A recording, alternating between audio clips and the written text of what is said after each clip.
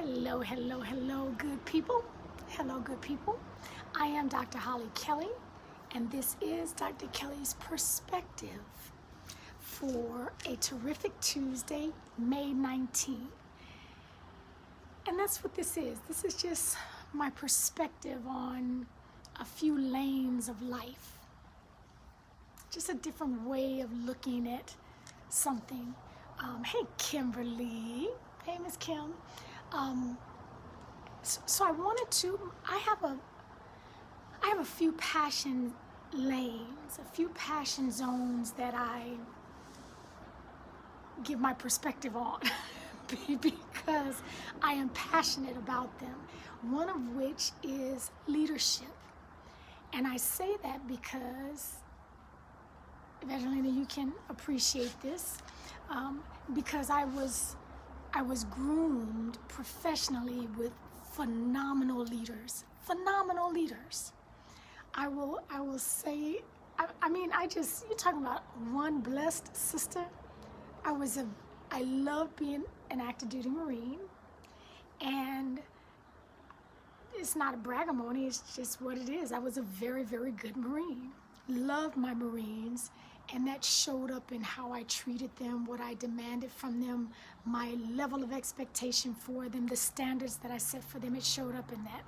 Hey, Miss Carrie. But I remember the very first, so I started out as an enlisted Marine, and I commissioned and became an officer. I remember my very first duty station as an officer. Hey, Tyloma, you can appreciate this as well. And to this day, I love this man, John Valentin, and his lovely wife, Cynthia Valentin. But I worked for Colonel Valentin at the time. Brand new, butter bar, second lieutenant, not new to the Marine Corps. I had come up the enlisted ranks and done a few things. So when I came in to meet him and we were going to have our first one-on-one, the very first thing he said to me, I have never forgotten it, was, Lieutenant Kelly, there are two kinds of people: those I trust and those who used to work for me. I've never forgotten that, and I've allowed that to bleed over into not just my professional career, but my personal life as well. Two kinds of people: those I trust and those who used to work for me. And I just think that set such a phenomenal standard that he refused to bend toward. And so I just want to, I wanted to share that with you, but I also wanted to let you know, even if no one has said those words to you as a level of expectation for them and the relationship that will ensue, if they've never said those words, I promise you, if they're worth anything as a leader, the mentality is the same. Because you cannot operate from a place, not in excellence, not fully maxed out, not, building out all your capacity. You cannot operate from that level of excellence without trust. It can't be done. Trust is the foundation, like this foundation, this cement here.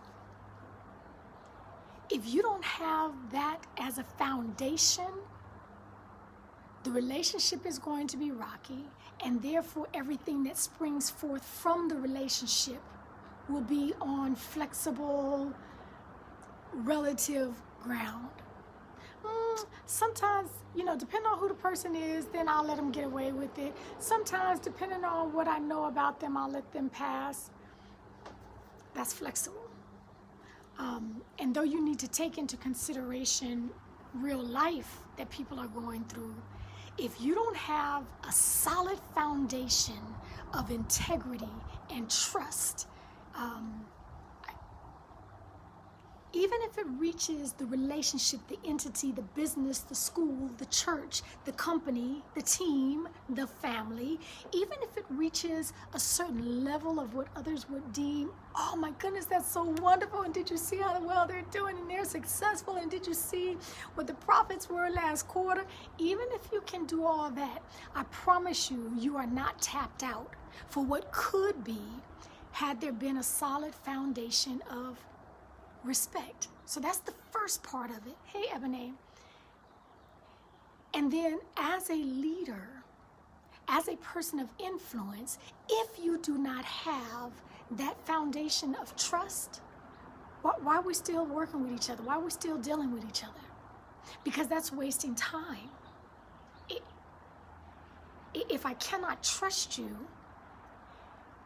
then if it's important to me to go as far and as high and as wide and as deep as I can to be the best version of leader, mom, supervisor, CEO, sergeant major, teacher, principal, fill in the blank, entrepreneur, if it's important to me to be the best and the highest level that I can be, then to have someone on my team whom I don't trust and I'm letting them hang on, that's a distraction.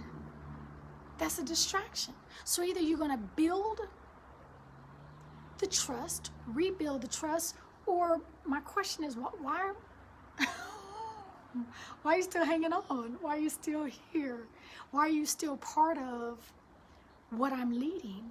I promise I'm not trying to be funny. I don't understand that because we're going in opposite directions. We're not on the same team. We don't speak the same language. If I cannot trust you, I'm not sure why you're still here. And so I just happen to be thinking about Colonel Valentin and as a leader, what a phenomenal standard he set in the second half of my career. Again, I came up the enlisted ranks, and then when I got commissioned, he was my first commanding officer. And I promise you, after hello, I think that was like the first words out of his mouth. But I've hung on to that and implemented that for the rest of my life. So what are you doing? What piece of advice has someone given you?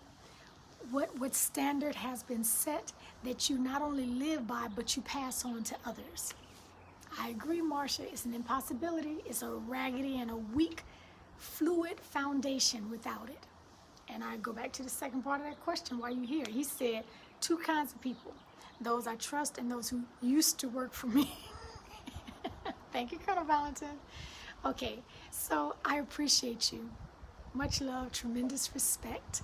And until next time, take real good care of yourselves. I'll see you here tomorrow around noonish, California time.